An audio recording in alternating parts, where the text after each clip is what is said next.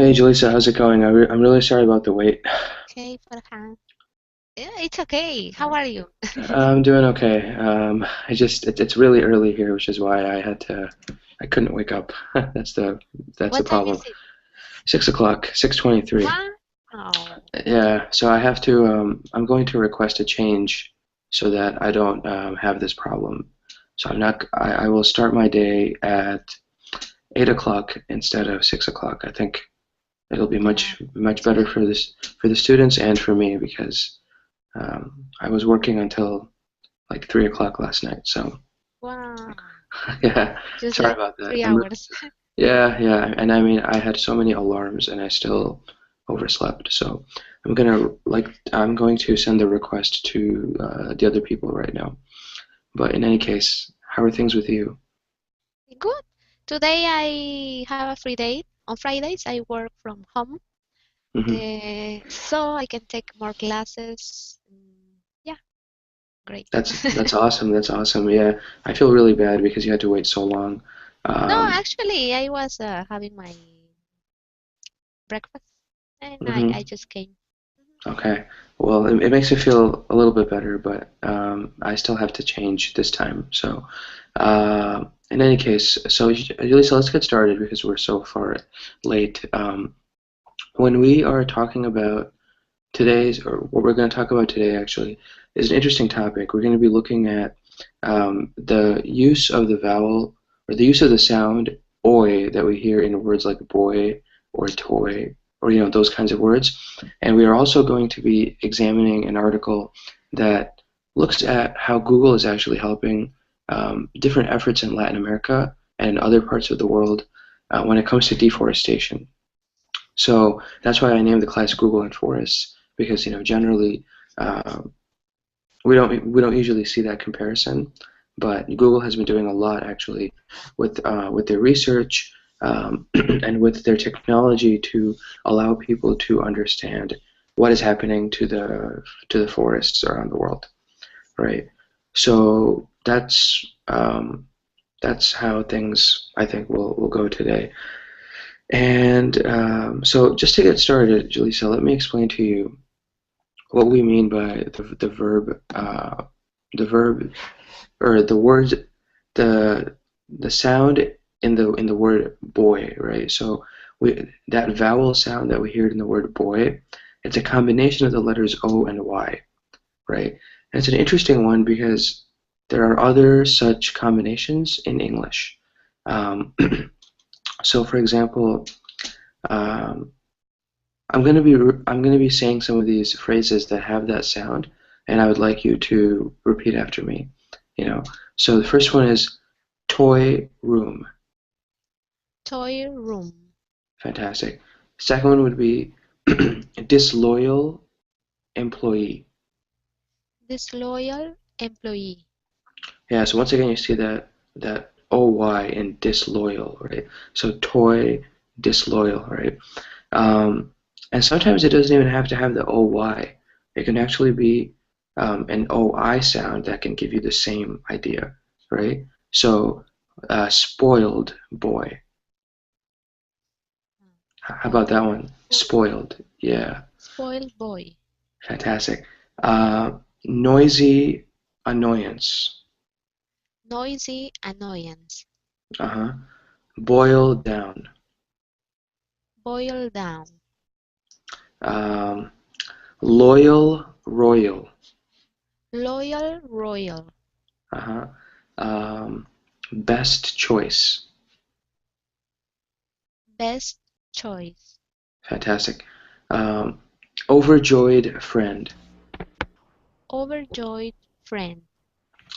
Join sport. Join sport. And then last one is Android phone. Android phone. Uh-huh, absolutely, absolutely. So Ken, hey, welcome to class, Ken. I apologize for the delay. I'm going to change this time slot because it's tough for me to make it on time. So um, we're talking, Ken, just to introduce you to the topic. We're talking about the vowel sound that we hear in the word boy or in the word like boy, right? So for Okay. example, B-O-Y, B-O-I, um, or B-O-Y is the word boy, but we hear Mhm. this word when we have mixtures of the letters O and Y as well as O and I, right? So Mhm. sometimes we hear it for, like we just had Julissa was pronouncing some of them for me, like spoiled boy has both of those combinations, right? So spoiled and then boy. So oi and oi, right? Mhm.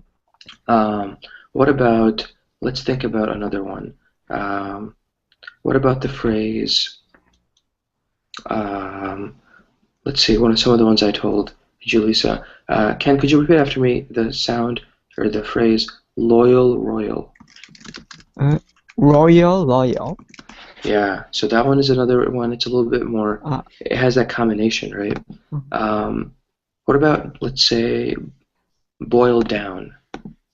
Boil down. Yeah, boil down. So the words like loyal, boil, spoil, right? That's what we're examining. And what's special about this sound? Really, it's just that it's a little bit of a more difficult sound to make.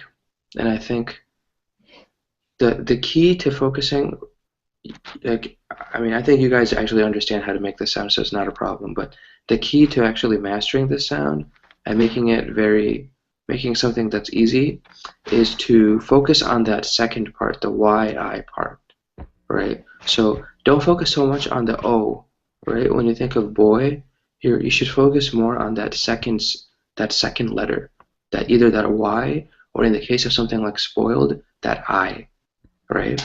Um, and once you can connect those two, it makes a fluid sound, and you don't have to worry about saying something like boy, right? Some folks might have a problem with that actually, depending on whatever their native language is. People might think the right pronunciation is boy or spoiled. No, we want to make a fluid sound between that O and that I, right? So does that make sense, guys? What we are talking about in this Mhm. example? Yes. Okay. Yeah, they have a lot of these types of things in English, and I think what we are trying to do now is some of the classes that we have are focusing on the pronunciation, right, as well as um, kind of the differences between different sounds. Something that we're trying to showcase here. Um, so let me guys, do you guys have any questions about this OI or OY sound that we find in spoiled or boy or royal or loyal? Mm, try. No, not trial. No. Now trial is an IA sound, right? Yeah. A little bit different, Mm, yeah. We can say, for example, what's another one? Um, we can say like the word choice, for example, right? Choice, that OI combination, mhm, right? Choice. mhm. Um, and then let's see, what else? Um, Voice. voice, exactly. Choice and voice, right? She has a beautiful voice, right? So that voice. Another word could be something like void, Mhm, right? There's a larger void, or if you want to void your check, right? I think this sound probably came from French, and then we mhm, just like messed it up because a lot of these sounds come from French. Um, and then, for example, even in terms of technology, one of the phrases we practiced together, Julissa and I, was Android, mhm, right, or the word droid, right? Same similar OI sound. mhm. But I think you guys are doing a pretty good job pronouncing that. Did any of those sounds seem difficult, Kim? For me, no. Okay. Yeah, Julissa did a good job with them too. Um, yeah, I think you guys are good. I would just say that as you're pronouncing them, focus on that second E sound. So that OI sound, OE, right, or something like that. Um, and I think that's a good way to move forward. Uh, so, any questions, guys, about that sound, about this OI sound? No. Okay. Julie, say you okay?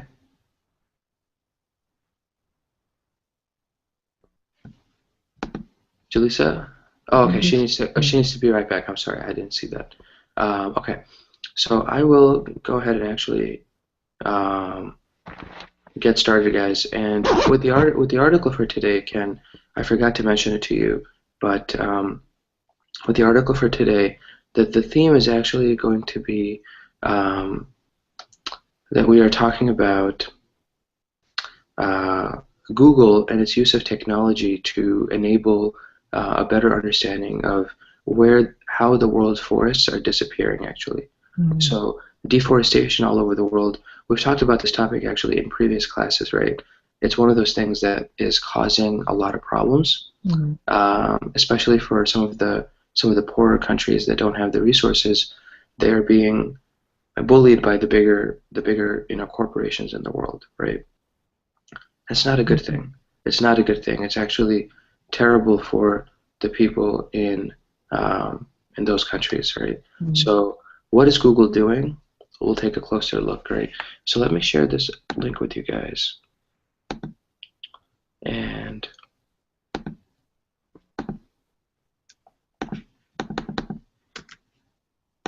okay, so here's the link. Hey, welcome back, Jaleesa. I was just giving kind of a description of the article. So here again is the link, and we're just gonna get started very quickly here. So let's see. 1 second, guys.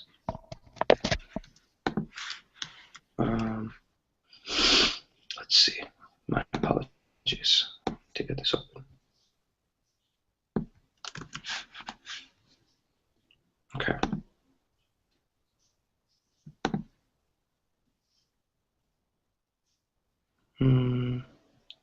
Okay, sweet. So, in this article, guys, right, you might get this pop-up about sign up now. Just close it, hit the escape button, and it'll go away. Oh, man. Okay, so Google helps researchers map global forestry changes, right? And guys, remember, at any time, if you guys have any questions, feel free to just let me know when I'm talking, right? Just email me. Or not email me, I'm sorry. Just stop me from, just say, hey, Farhan, I have a question about that word or that paragraph, something like that, right? So, okay, Google helps researchers map global forestry changes. Bad news, forest fans, right? A whole ton of satellite maps crunched by Google's Earth Engine and displayed in a lovely web-based application from researchers at the University of Maryland has revealed that there's been a not-so-insignificant amount of forestry lost between 2000 and 2012. Right? What does it mean when this guy says not so insignificant? That it has been a big amount. It has been a big amount. Yeah, absolutely, right? Oh, what happened? I'm sorry. There is my screen share. Oh, okay, my screen share is still on the article. Okay. There has been a big amount, right? So not so insignificant. It's this not is negating the in, right? So combined, two negatives in this case is making a positive, right? So it's been there has been a significant amount of forestry lost between 2000 and 2012, right? So that is if you count the total square miles lost. According to a report from NBC News, researchers from the University of Maryland's Department of Geographical Sciences recorded a total loss of 2.3 million square kilometers during the aforementioned time period. What does the word aforementioned mean, guys?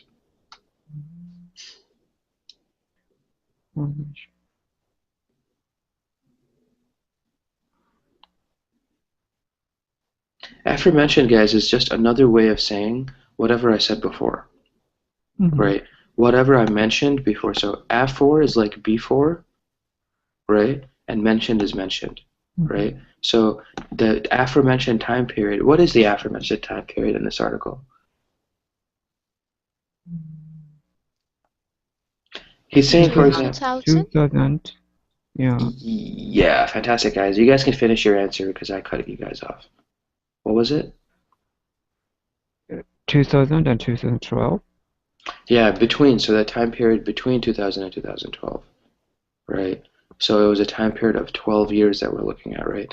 And what is happening during that time, right? So this is what they're saying. 2.3 million square kilometers is actually a pretty massive amount, right? That's a huge amount of forest that has been lost. And Before I move on, what is uh-huh. crunch, Farhan? Crunch. Crunch. Fantastic. That's such a very good question. Crunch, in this case, for example, when we use it in the sense of mathematics, or when we use it in the sense of maybe facts and information, when you're crunching information, when you are um, when you are crunching math, for example, math problems and things like that, crunch is another way of saying that you are calculating and you are processing something, right? Number crunching. We say this word a lot in English. For example, what do financial people do? Financial people number crunch, right? So number crunching is the same as number processing, right? So calculators number process or process numbers. Big computers, they process lots of numbers and lots of calculations. Only numbers and calculation. Yeah, you can't really say it for like anything else really. It's like when you think of crunch, think about how when we were kids we had to do all those math problems for homework, and we just hated what we had to do because it was just all this mental math, all this writing out problems. Maybe you guys liked it. I hated it. I don't know. I thought it's easier to just, you know, like remember how in school they would say like they would give you a math problem and they would say show your work, right? Like, well, actually, that's how we say it in English. But for example, you would say, let's say you have to do a problem like Sally has 2 gallons of water and Michael has 3.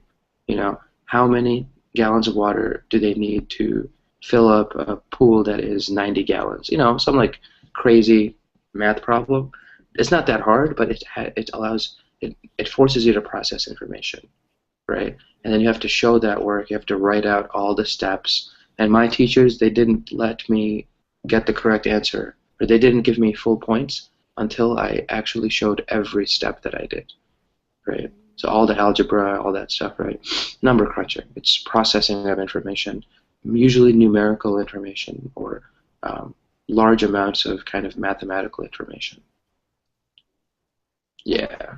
Yeah, no problem, Julie. So that's a good question. Wanted to quickly introduce. Hey, Michael, how's it going? Or Mikkel, how do I pronounce your name, man?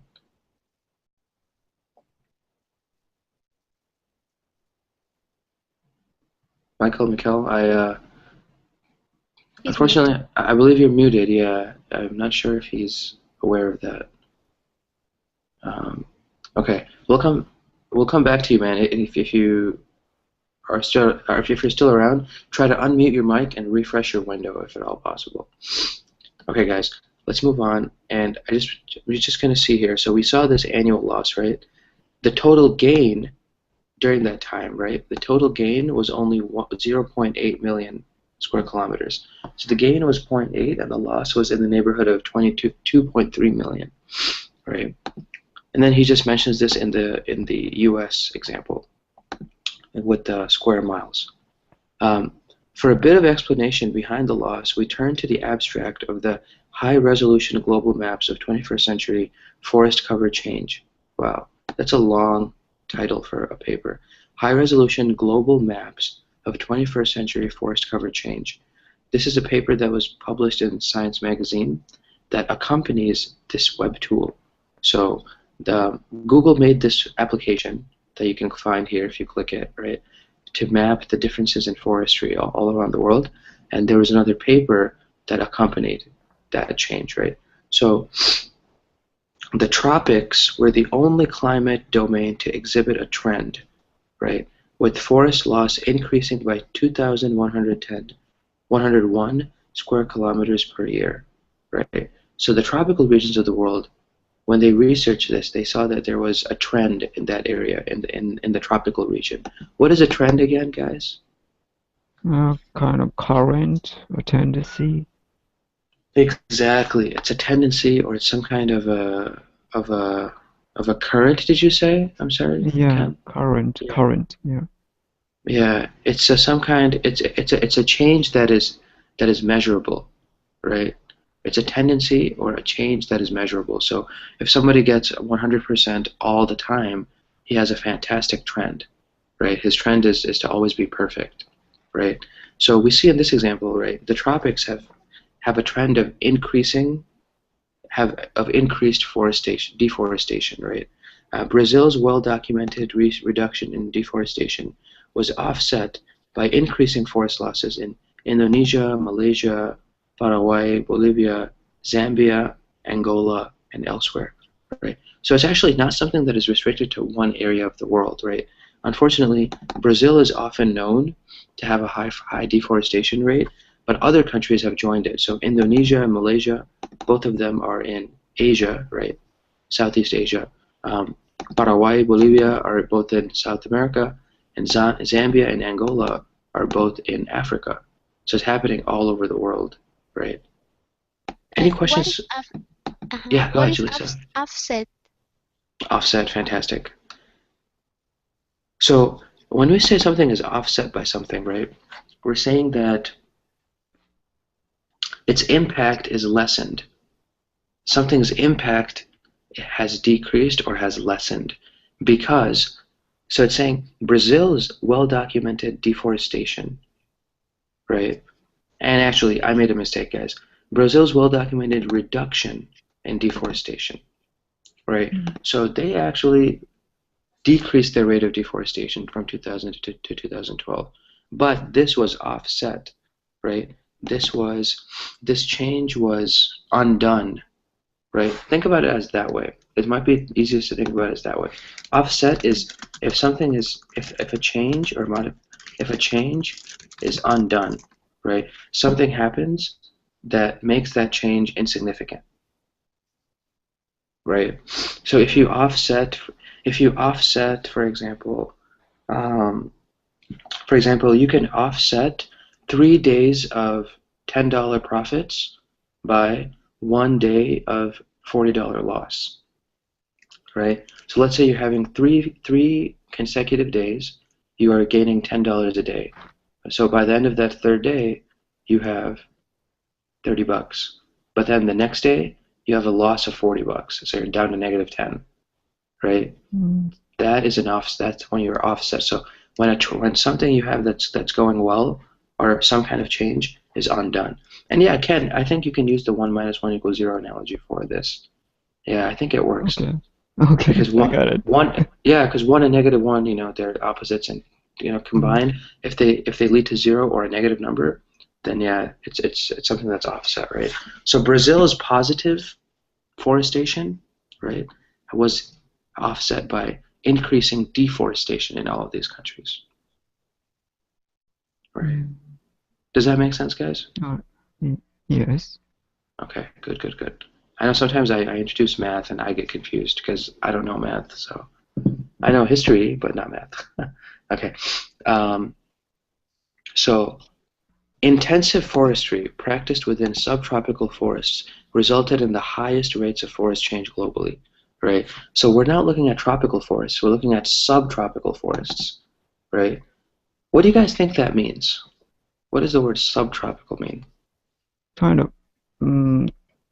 It's not hot like tropical zone, but it's not cold like temperate zone. Yeah, absolutely. So what country do you think would fit in that category, or what area of the world? Maybe. There's thinking about the globe, right? The tropics are right in the middle near the equator. Where do you think the subtropics are? Down the equator. Yeah, a little bit below the equator, right? Or below that region that is the tropics, right? For example, Taiwan, Yeah. and southern island of Japan, hmm and maybe the southern part of China could be the Subtropical subtropical. region. Yeah. That's actually a fantastic analogy, right? Many parts of Australia, I think, would also qualify because for example, the northern coast of Australia. I'm thinking also Mozambique, Botswana, kind of that region of Africa that is a little bit south of the equator, and then in South America or in North America, maybe places like Honduras, Nicaragua, in the Central America, those locations would be considered subtropic. They're not super tropical. They're not like Ecuador or Venezuela or something like that. Colombia. Yeah, and Colombia as well, right? Right between Ecuador and Venezuela. So these countries, the subtropical regions, right, saw the highest rates of forest change. So boreal forest loss, due largely to fire and forestry, was second to that in the tropics in absolute and proportional terms, right? So boreal, guys, um, I think it's a type of tree. I'm actually not sure myself. Um, when I think about boreal, I think about the forest loss that we have in the United States. So in states like California and Arizona, there is actually a lot of forest loss in terms of fires and things like that, right? Because it's not tropical, but the place gets it does get hot, you know. So I don't know if it would qualify as subtropical. Maybe Miami, like maybe like Florida is, you know, subtropical. But these countries or these areas have seen forest loss due largely to fire and forestry. And these results depict a globally consistent and locally relevant record of forest change, right? That's what this article, that's what this scientific paper has said. What do you guys think the word depict means? Show. Yeah, show, exactly. If you're depicting something, you're showing something, right? So these results depict a globally consistent, right, and locally relevant record of forest change. So what does this globally consistent mean, guys?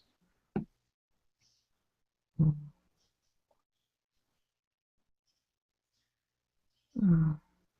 Julissa, can you think of an example? Yeah, go ahead. An important number or change? For who? For just one place, two places? No, for the whole globe, Yeah. And what do we mean by globe in this case? Just the whole the world, world. right? Yeah, exactly, exactly. So sometimes we can say something that is of global concern, right? Something that is of international concern, something that is of transnational. You hear all these words getting thrown around by people like people in the UN and stuff like that, right? And it's locally relevant also, right? So even though it's globally consistent, all over the world we are seeing changes in forestry. It's also locally relevant, right? So it's relevant to each of these individual countries as well, right? So that's what they're trying to say here. And I'm going to jump out of this article, guys, and I want to ask you guys some questions, right? First off, does it surprise you that this is the case?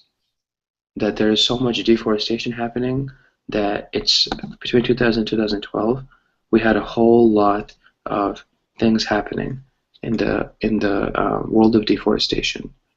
You know, that even though we're doing everything that we are to prevent deforestation, it's still causing these problems. Does that surprise you? Mm. No. It doesn't. Delisa seems very dismissive. No. Yeah, because since long time ago we hear about this. Here, for example, I heard that some companies are deforestate. What could be the verb? Deforestating. They are um, deforesting, I think. Deforesting some parts of the territory in the rainforest to dig to get the oil, Hmm. and they have the permission of the government to do that. So, Yeah. and then you have the communities that live around, they oppose. There are some conflict sometimes, but yeah, what can you do when the government has already give the permission? Hmm. So what is the government's logic, do you think? Why do they allow this to happen? Mm, Economic interest, they receive a lot of money for this. So it comes back to money, right? Yeah. Unfortunately, once again, it's that circle of life. You know, you're born, you make money, you make money, you give money, you make money, you give money, and then you die. I feel like that's a circle of life almost. I'm just joking, guys. Just some early morning humor, but it might be relevant, honestly, because when the government, if in Peru they just give these people the power to do whatever they want. I mean, who knows? At that point, you don't even know, right? And who is benefiting? Are the people in the local community where they find this oil? Are they benefiting from the investment of the international or whatever community, whatever company comes in to kill the rainforest? I think that should be what they have to do. They have to invest something, but I don't know if that really happens. Hmm. So you think, I think, with not knowing anything about what happens in Peru, but I would think that based on what I know in other countries, these companies come in, they destroy the forest, they search for whatever water, gold, oil, and then the money that they earn, they either keep within their company or they use to buy favors from the government. So they tell the politicians, I'll give you a nice package, maybe a couple $1 million or whatever, if you just keep us, let us do what we want to do, Yeah, right? I That's think what so. I think. It's so common, right? This is also something that is globally consistent corruption, is what I want to call it. Something that happens all around the world, right? India has the same situation. Um, and I'm going to come back to Lisa to another question about technology. So I want you to be thinking about that while I go to Ken. Ken, what's your reaction to this idea that even as late as 2012, right, the last 12 years, we have made 2.3 million square kilometers have been lost, only zero point 0.8 gained, so a net loss of 1.5 million square kilometers. What do you think about that? Is that surprising? Mm, maybe humor is not so smart as a group. Maybe every single person, search their interest. Mm-hmm. Maybe that such kind of human activity shows these results. Uh-huh. Even the Yeah. Brazil itself, reduce the deforestation, but other area, same thing happening. So that's offset by such effort. Maybe, yeah, sometimes I feel human is not so smart as a group.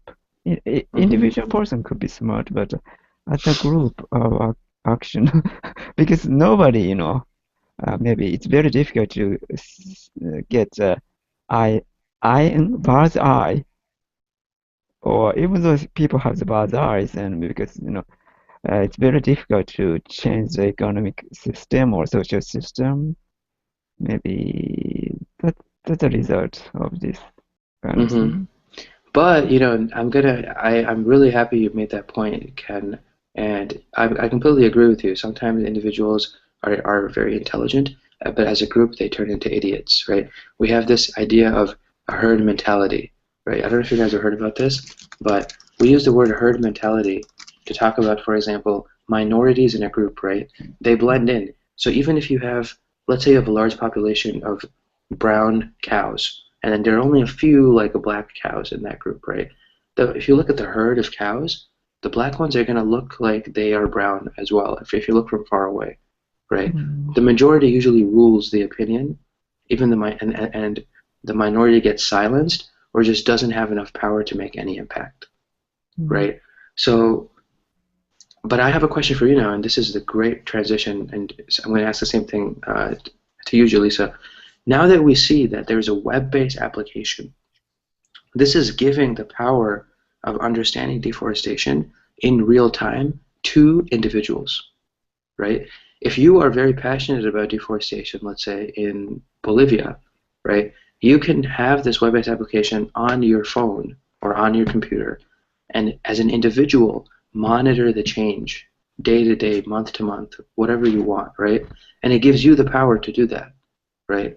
Could this technology give you more ammunition to change the situation? Or do you think it's not going to help in that regard?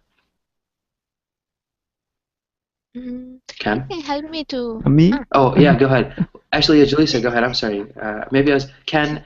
You got lucky this time. I'm going to give you an extra 2 minutes. Jaleesa, go ahead. Yeah, just now I was opening the link of this web, but I think it can help us to be informed about what's happening. But Hmm. then, if we want to start doing something, I think I don't know. We will need more than just be informed Hmm. to be able That's a very interesting. to fight, not to fight, but to kind of be in the same level with the people that are in the power and the people who take the decisions. Hmm. Yeah, I'm looking at it right now too. I have another monitor, so I wasn't looking away, Julissa, but I was saying, yeah, like this green, it's actually a really nice application. I like it. Um, they did a nice job with the color and it's a nice kind of screenshot background screenshot, I think. If you want to make it like a like your desktop background. Anyway, yeah, but so this it's getting us to a point, but it's not enough, right, Julissa? It's just a tool that we can use. Yeah, right. Yeah, I feel like I can agree with that for sure. What about you, Ken? Do you think this can actually, because we are individualizing this access to information, do you think it can have an impact? And yeah, it can give an impact, but yeah, as Jerisa said, maybe we need something more to change the society or economic system. Maybe the promotion, information plus promotion, like, tobacco. In the past, people smoke everywhere, but nowadays, because of the campaign, anti-tobacco campaign, smoker faces very serious situation nowadays. Uh, Smokers, to be honest, are discriminated against in society, I think. so maybe information plus campaign can work, I think. Hmm. Hmm. Absolutely, absolutely. And it's a very good point. I think the analogy of the tobacco industry is a very good one. And the anti-tobacco lobby, the anti-tobacco movement, extremely powerful, extremely powerful. They have defined my generation, right? Because the generation immediately before mine, they still didn't have as much of a like, you know, I think that generation tobacco still was not as big a taboo as it is now. I mean, anywhere you go, no smoking. Smokers are not allowed to smoke inside. They can't smoke outside. They can't smoke upstairs. They can't smoke downstairs. I mean, every situation they're having a very difficult time, right? Um, yeah, guys, I agree. So anyway, guys, I'm extremely sorry about the delay in this class. I had a couple alarms, but I was not able to get up on time. Um, Ridiculous. It's completely inexcusable. I do have another class in an hour, and what I'm going to do is I'm going to make a request to change this time, at least for the time I'm in California, to change this time slot to another time during the day, so that you guys still have another class with me, but that I can actually wake up and not be, so late to classes. So I really apologize for the wait, and I appreciate your patience at the same time. Um, any questions, guys, about this article or what we looked at earlier with the vowel sound OI, OY, or just any of the vocabulary? I mean, things that interest you guys. I can stay for as long as you guys need because you guys didn't get the time at the beginning. Like, I mean, I think it's really fascinating, right? What they're doing with this. They were able to use technology to just map all the different forests. And if you open that application, the way that they have designed the colors, I think are also really indicative. Like forest extent, the areas that are forested have that green color, but the places that have been lost over 2010 to 2012 are in red, right? So we see even in Canada, as high up in Canada, we don't consider to be any kind of a tropical country, but even in Canada, we have seen a lot of loss. And psychological studies shows and showing a chart or visualization, makes things more persuasive. People believe easily on the chart. Hmm. Maybe explanation only by words, it's not so persuasive, but shows a figure, exact figure on the chart with this kind of visualization.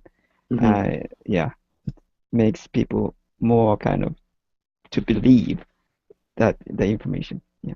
Yeah, I mean, have you guys heard the phrase in English, a picture is worth 1,000 words, Mm, mm, right? Now, I like to say a video is worth a million, you know, mm. because literally any campaign anywhere, if they don't have a video message on their website or some kind of a YouTube page, I don't know if they'll get anywhere, you know? Something that has an impact. Yeah, right? So it has to be impact, something that has an impact, or actually, Julissa, we can say something that is impactful, right? Impactful. Something that is impactful, right? Something that is impactful has an impact, right? So, and yeah, I mean, videos and media, and the media in general.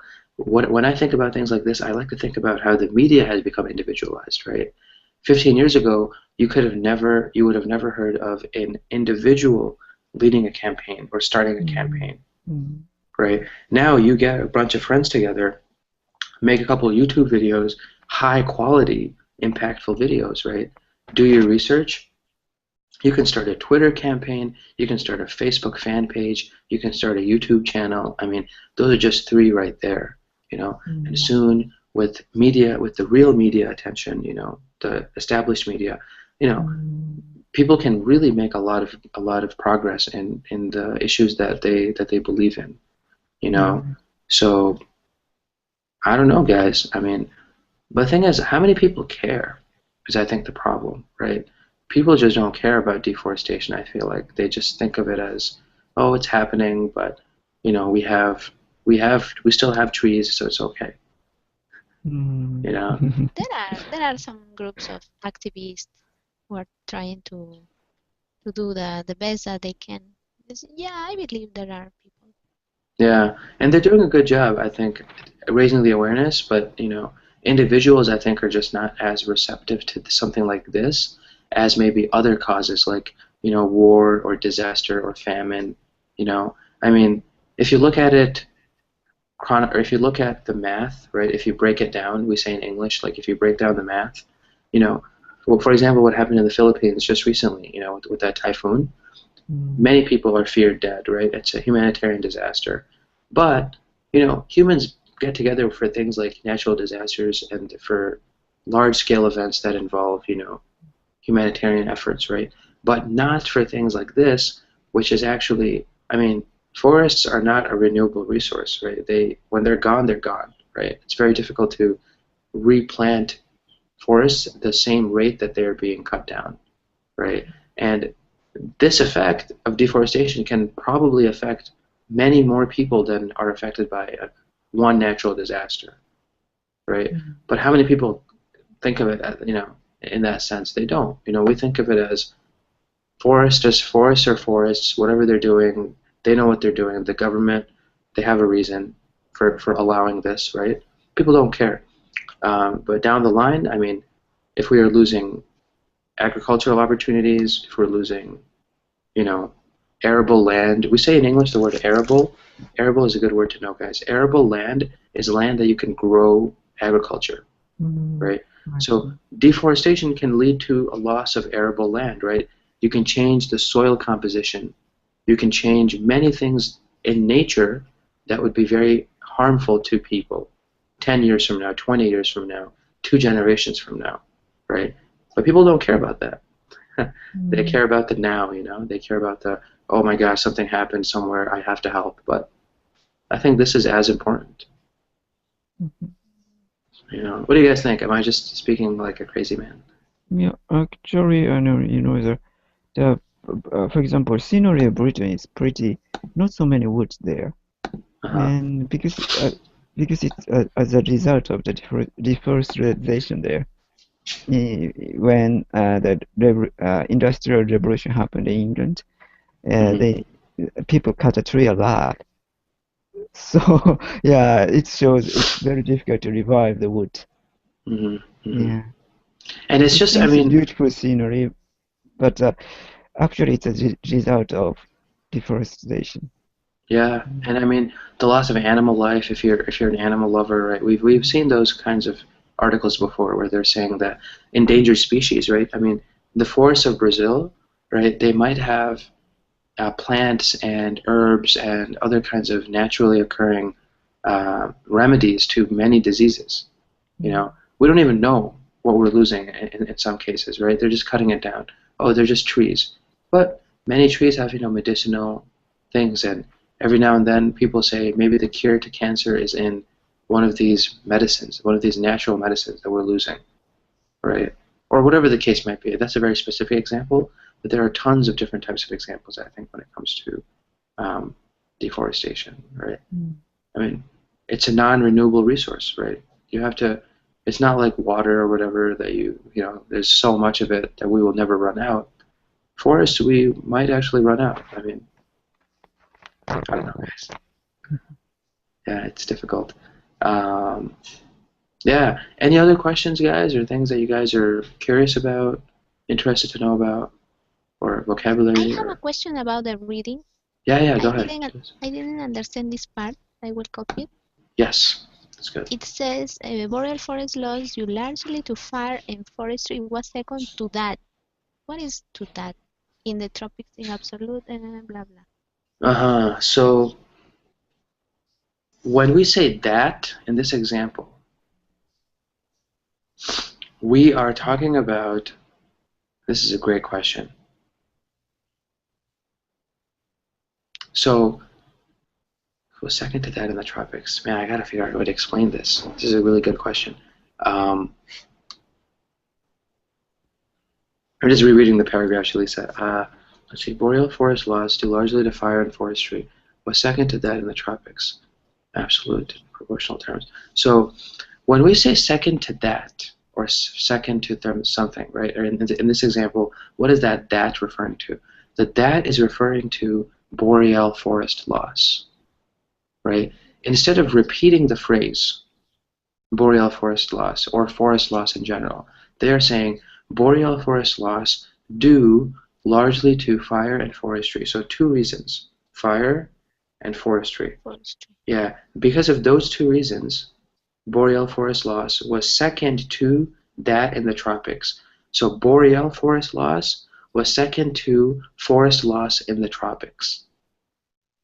That's all they're trying to say here. But the way we say that in English is actually a little convoluted. Instead of repeating the phrase forest loss, boreal forest loss was second to forest loss in the tropics. It sounds weird to say those two phrases together in English when they're the same phrase. In English, we try to avoid saying the same phrase twice in the same sentence. It's considered repetitive, right? So they refer to the same boreal forest, but in the tropics. Yeah, or I think just forest loss in general. So boreal is that one region of the world that is, I think, a little bit higher. When they say subtropic, I think subtropic is the same as boreal, right? So they're saying that subtropic forest loss is due largely to fire and forestry, or due largely to fire and forestry. That part doesn't matter. It's just giving more description. Subtropic forest loss, comma, due to fire and forestry, comma, was second to that of the tropics, was second to the forest loss in the tropics. So if you rank it in the world, right, the most destructive was what was going on in the tropics. The second destructive was boreal forest loss due largely to fire and forestry. Yeah. In Spanish, we have the example when we use lo que, right? Ella estaba hablando conmigo y, por ejemplo, lo que estábamos diciendo, and that which we were saying, right? So repeating the same. Yeah, repeating the same. So it's referring to whatever we were talking about before, right? Or, we had a conversation, and that conversation was, actually, no, that's not a good example, but think of it as the lo que in Spanish almost, that you're using it to replace something, you're using it as a placeholder for something that was earlier in the sentence to avoid repeating the same thing. Yeah. Okay. So in Spanish it's like lo que, yeah. That was a great question. Made me think. Yeah, Ken. How does it sound if the author repeat the same word in English? It shows less intelligence? Not less intelligence, it's just not as polished a sentence. Yeah, because, for example, when children write, they use it all the time. Yes. Right? I told my mom about the book. The book was really nice. Whatever, right? I told the mom about my book, and it was really nice. Right? And so it is kind of working the same way, right? When we say, for example, I had a conversation with my sister, and or for example, let me use the second to that example, right? So let's say video game sales for or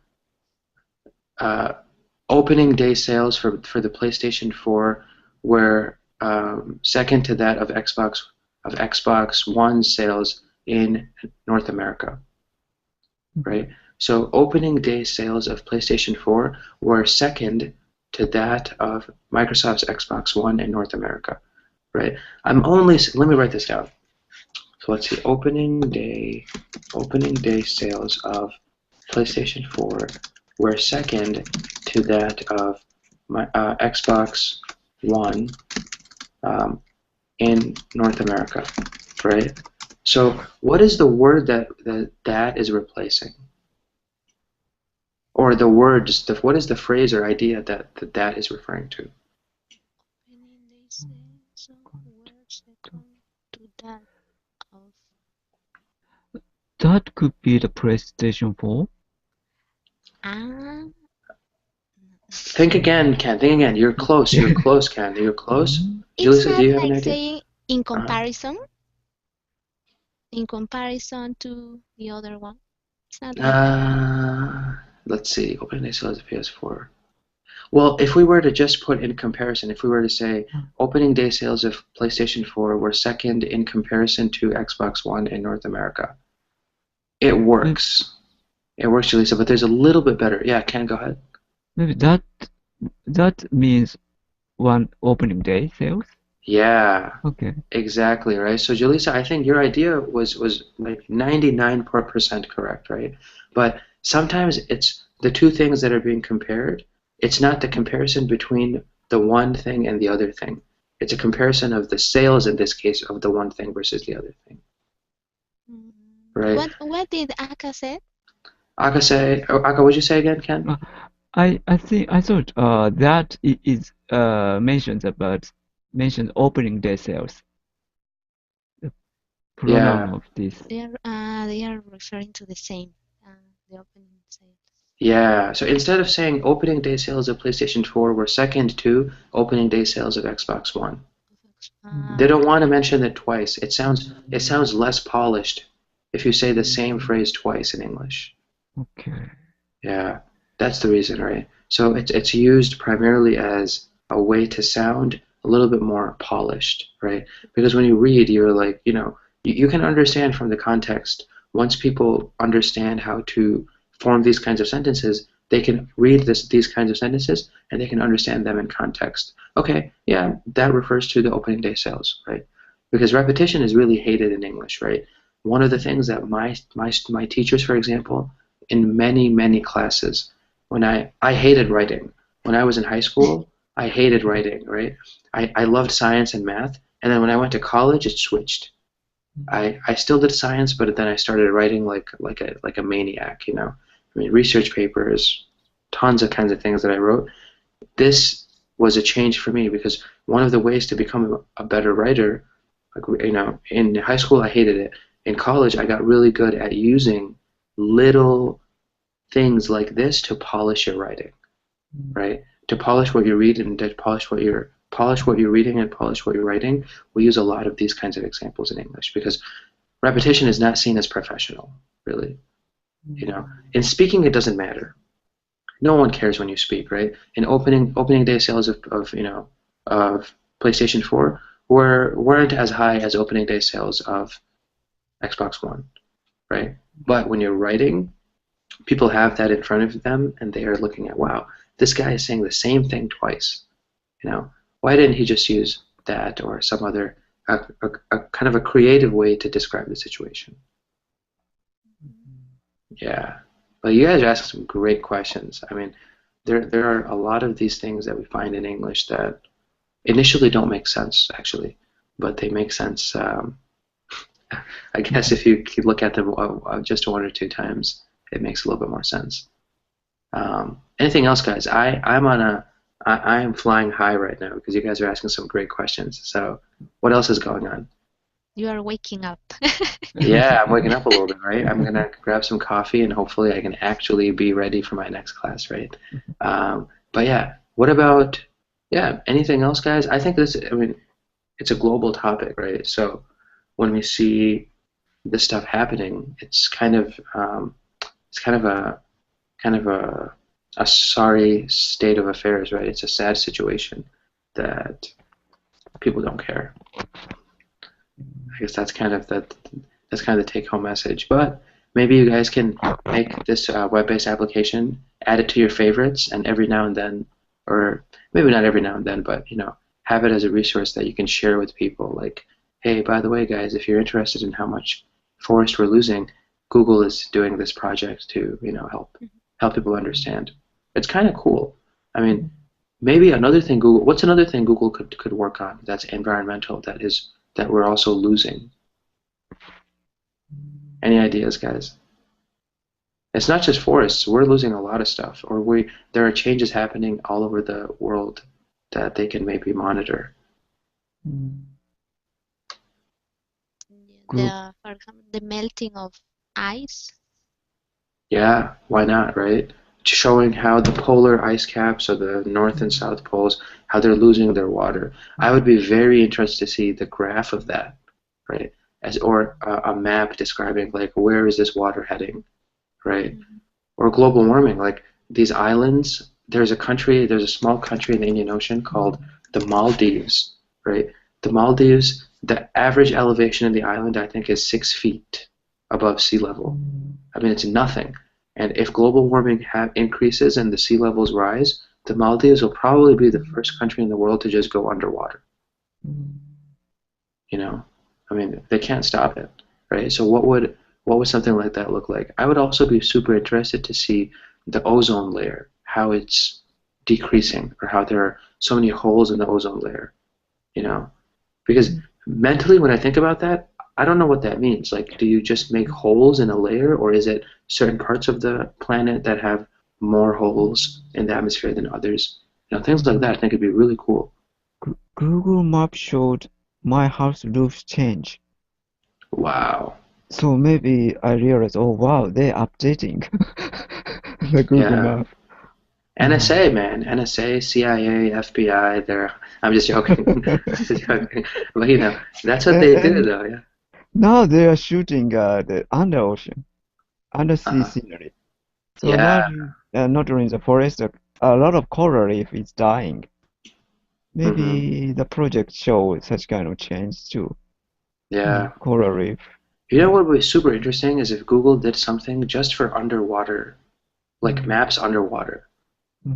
How cool would that be? Like, imagine you're a fish, and you are swimming from one part of the ocean to another part of the ocean. We have Google Maps for everything on land, but what about something underwater? So you can see how like the world's, I don't know, climate changes if you go from one ocean to another ocean, or how the behavior animals or whatever. If they could make a Google Maps for underwater stuff, or Google Earth underwater, I would love that. Like, just like interesting, like what is going on in my or maybe oceans. To know, for example, about earthquakes, where is going to start a movement.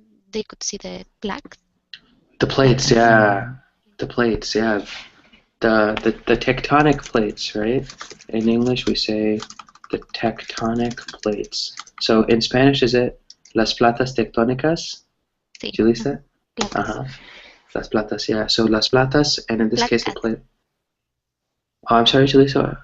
Placas. I'm saying platas. I'm sorry, oro y plata, something different. Las placas, yeah. So in English we say plates, yeah. So for example, we see, yeah, that would be really cool, right? How do you think that would be better as a map or as something like this web-based application? What would be a good way to make that one, Julissa? Something that's accessible, probably, yeah. As a map or something to track, maybe in which places it is going to start a movement so that you can prevent, or at least people can prepare for it. We don't know when an earthquake is going to happen. Yeah. And that would affect a lot of people. I mean, both of you guys are from countries that I think see earthquakes, right? Yes. Just recently we had some movements here. Yeah, the Pacific Rim, all the countries around the Pacific Ocean, we call it the Pacific Rim. They have a lot of these earthquake problems. Japan has, of course, more than its fair share, Yeah, Japan is on the 3 different plates. Pacific Wow. Ocean plates, North American plates, and maybe the Philippine plates. Hmm. So complicated plates power over is appearing, you know, under Japan or close to Japan. That's why a lot of earthquake happens in Japan. Yeah, it's a very it's in a precarious position. When we say precarious, precarious means dangerous, right? So it's in a very precarious position or a very kind of, oh my God, what's going to happen? That's what we call precarious. Yes. So the last, big earthquake happened in North American plate. So my area is on maybe Philippine plate or Or maybe the East China Eurasian Sea plate. one. Yeah, Yeah, Eurasian Eurasian plate. one. So Sure. it didn't hit. My area didn't hit anything. Didn't shake anything. Hmm. So maybe because of the plate difference. Yeah. We're all on the Pacific Coast right now, actually. I'm in California, and California has the same problem. We're on like three different plates. Okay. Yeah, and there was a I see. massive earthquake like 25 years ago. There was a huge earthquake in I California. remember that. Yes. Yeah, yeah, it caused a lot of problems. But yeah, I think earthquake management or earthquake monitoring, ozone layer stuff. My little underwater fantasy is probably not going to happen. You see like Little Mermaid and under the water stuff. I don't know. It'd be cool. It'd be cool to like see what they would do with something like that, right? But yeah, Google is really democratizing access to a lot of things, right? But sometimes it's a little scary how much they know, right? Like, Ken, they know Yeah. that your roof changed color. Yeah. At least they don't leak the information. Who knows, That's the man? one concern. Yeah, but I don't know what they do. They know more about me than I know about me, you know? Could be. Like sometimes I go on websites that I haven't seen in like maybe years, but I save the password or something, right? Or like they have my cookies or whatever, some history is still enabled, and I'm like, wow, how did they know this stuff, right? When I was driving across the country, you guys know of my little trip, right? 60-hour trip from Oh, yes. one side of the country to the other. When I was logging into Google Hangouts to do classes, I was in different states. And man, because I was moving so quickly from one state to another, Google was saying, we noticed someone tried to log into your account in Wyoming. Was it you? We noticed someone was trying to log into your account in Utah. Was it you? We noticed someone was trying to log into your account in Nevada. Was it you? Every location that I passed through on my way to California, they were really worried. Like, what is happening? Did someone steal this guy's information and he's just traveling across the country? I said, no, man, it's me. I'm traveling. Like, if if Google knows anything, right? They not see my face on this video? I'm the same guy. Like, I mean, you know, like, but it's incredible how much they knew. They knew the exact city, the exact coordinates of the city that I was logging in from, which I mean is just from a satellite. But I was so surprised because I didn't even know where I was sometimes when I was taking these classes, right? I mean, I just said, yeah, I'm at some coffee shop in Utah, right? But they knew the exact location and the exact time, like 7:32 in the morning. Farhan Qasim, were you at this location? Please confirm. Like, yes, it was me. Yeah, yeah. So, and then even like 3 days ago, my bank called me. They're like, we've noticed all of these California purchases on your account. We think somebody stole your credit card. And I it said, was you. I said, no, it's me. I said, why would a guy steal bread and eggs and like food from my credit card? Like, why would a guy steal my credit card and spend it on food, or like gasoline, right? It doesn't make any sense. But they were so worried. Sir, we want to let you know we were very concerned. No, don't be concerned. It's just me, Like, I mean, if I lose my card, I'll tell you guys probably, right? So they know a lot. I mean, Google knows a lot. Banks know a lot, right? Everything is electronic now, so I don't know. Have you guys ever been tracked like that? Like the government calls you or the bank calls you or something like that? No, No. Yeah, I guess it's I'm it's still one. free. Yeah, it's one of the joys of living in America, right? Things are just like getting less and less and less free. Everybody knows everything now. Everybody knows everything. And one tendency I noticed in America, many people use credit card by purchasing something. Yeah. But mainly I pay on cash, not on my credit card. So maybe that's the one difference. It's a smart idea, but I never carry cash. Yeah, Like right. Maybe always credit cards. because of is it a security issue? I'm not sure because you know if I aligned in a Walmart store, most people pay the price on their credit card.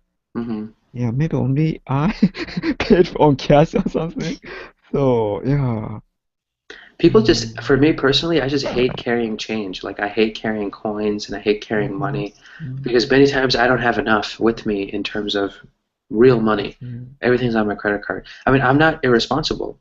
I pay all my bills on time, but you know, if I go to the store and it's something like the price of the item is $13.95, you know, the chances that I'm carrying $15 or $20 is very low. If anything, the cash I carry is like $5 or $10 maximum. You know, Yeah, something I've that's heard of that. just in case. Yeah, exactly. Some of my friends, some of my richer friends, they like to show that they have money. You know, they're not really rich, but they like to show that they're rich. They carry like $400 or $500 with them all the time in cash, and that's actually kind of stupid because if that gets stolen, I mean, that money is gone. You know, credit cards, at least if it gets stolen, you call the bank immediately, and they'll say, yeah, we deactivated your credit card, so nobody can use that card, and we'll send you another one in the mail in 2 days or something. But my worrisome is if I spend a lot of things on credit card, maybe I forget what I purchased by credit card. So even though there's someone use my credit card, but I might have not noticed. That's one Yeah, concern. yeah, no, it's a very real concern. It's a very real concern. Um, what I do is I don't buy crazy things. Just personally, what works for me is every few days I check my credit card statement because it updates automatically online. So if I buy something right now, in the next 5 minutes, it will appear on my credit card statement, on my online statement. So I just go and check, and I check, okay, the last month, what did I buy? Holy crap, I bought $1,000 worth of stuff. Can't do that, right? So it's like a mental red flag. After coming to California, I spent a ton of money, right? So I know that California, my next bill is going to be huge relative to Wisconsin because when I lived in Wisconsin, I didn't like spend that. It's a much cheaper state. You don't need to spend so much money. Here, everything is more expensive. Food is a little bit more expensive. Gasoline is extremely expensive compared to other parts of the country. So I know that my bills are going to be higher. So, but yeah, whatever. I mean, now that I know, I will spend less money next time. You know, yeah, that self-check. But yeah, you know, I had the government. The government probably doesn't care so much, but yesterday I decided to switch my address from Wisconsin to California, at least, you know, temporarily, because I can get in How trouble long? if I don't do that. How long will you stay there? Probably until like spring, like March, or Ah, wow. yeah.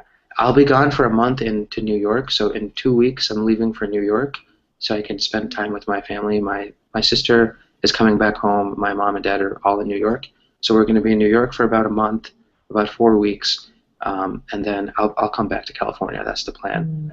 So my Wisconsin house is just sitting there. There's nobody inside.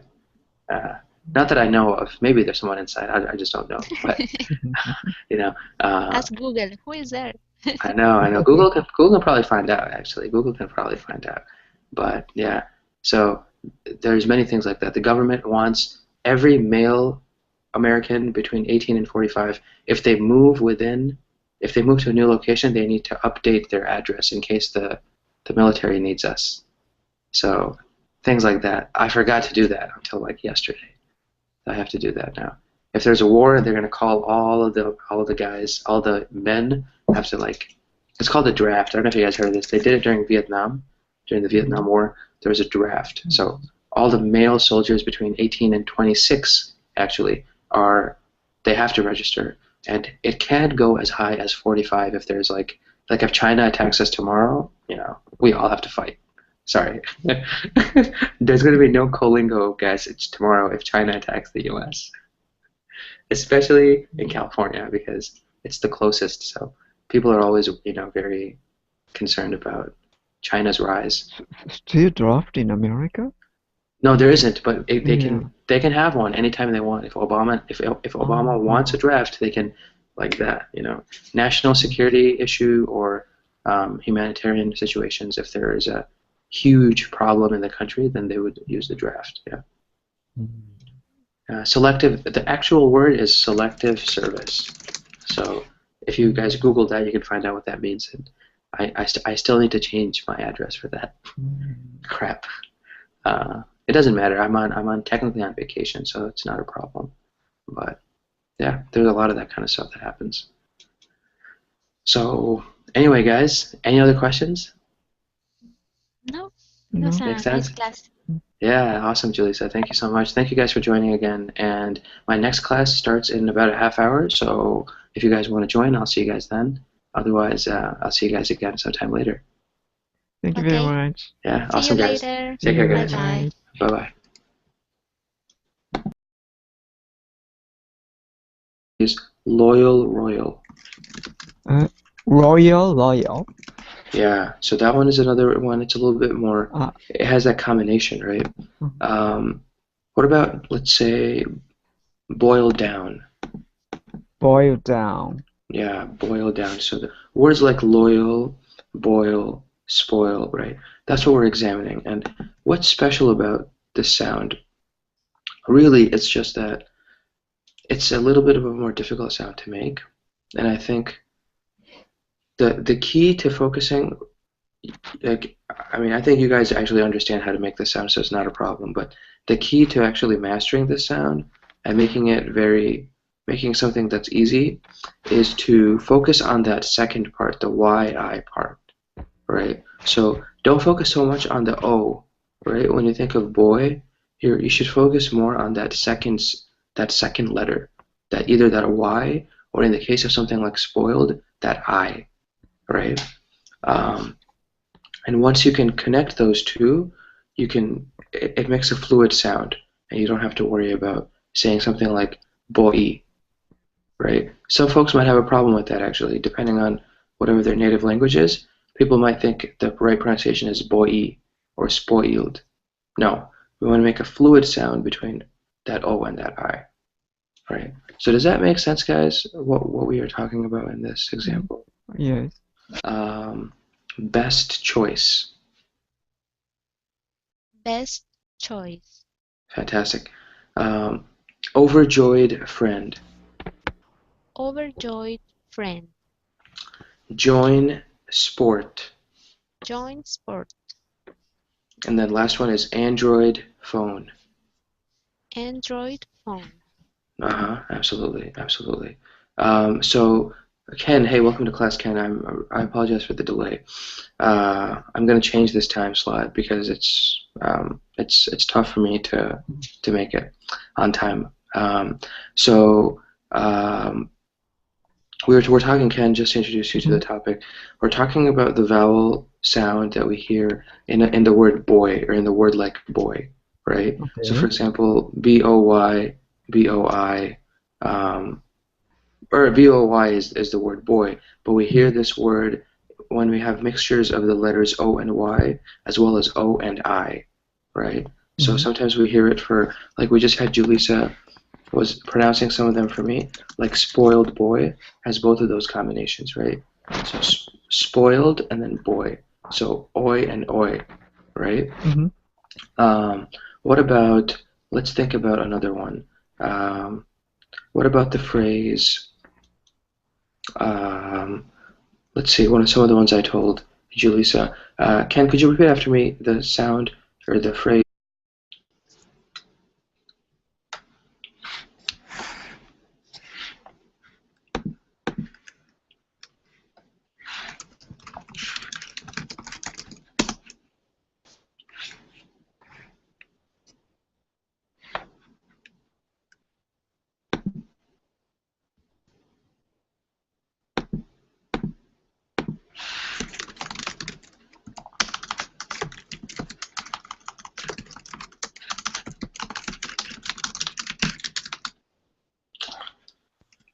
Hey, Jaleesa, how's it going? I'm really sorry about the wait.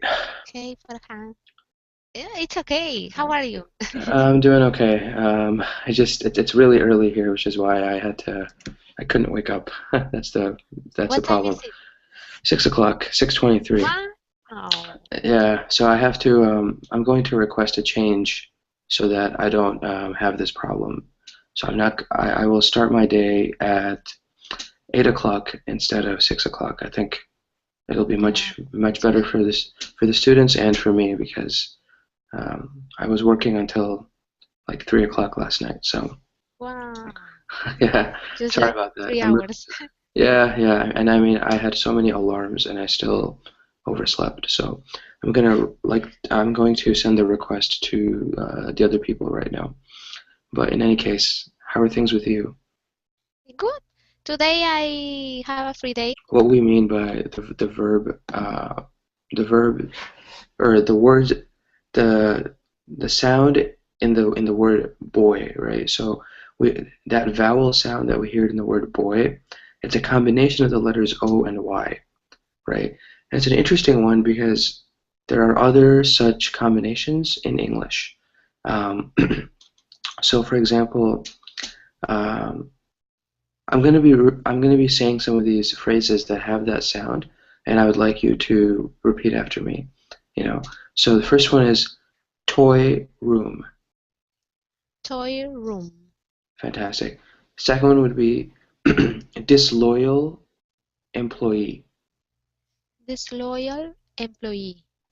Yeah, so once again you see that OY in disloyal, right? So toy, disloyal, right? Um, and sometimes it doesn't even have to have the OY. It can actually be an OI sound that can give you the same idea, right? So spoiled boy. How about that one? Spoiled. Yeah, Spoiled boy. fantastic. Noisy annoyance. Noisy annoyance. Uh-huh. Boil down. Boil down. Um, loyal royal. Loyal royal. Uh-huh. On Fridays I work from home, hmm so I can take more classes. Yeah, great. That's awesome. That's awesome. Yeah, I feel really bad because you had to wait so long. No, Um, actually, I was having my breakfast and I mhm. just came. Okay. Well, it makes me feel a little bit better, but I still have to change this time. So, in any case, so Lisa, let's get started because we're so far late. When we are talking about today's, or what we're going to talk about today actually, is an interesting topic. We're going to be looking at the use of the vowel or the use of the sound oi that we hear in words like boy or toy or those kinds of words. And we are also going to be examining an article that looks at how Google is actually helping different efforts in Latin America and in other parts of the world when it comes to deforestation. So that's why I named the class Google and Forests because generally uh, we don't usually see that comparison, but Google has been doing a lot actually with their research and with their technology to allow people to understand what is happening to the forests around the world, right? So that's how things I think will go today. And so just to get started, Jaleesa, let me explain to you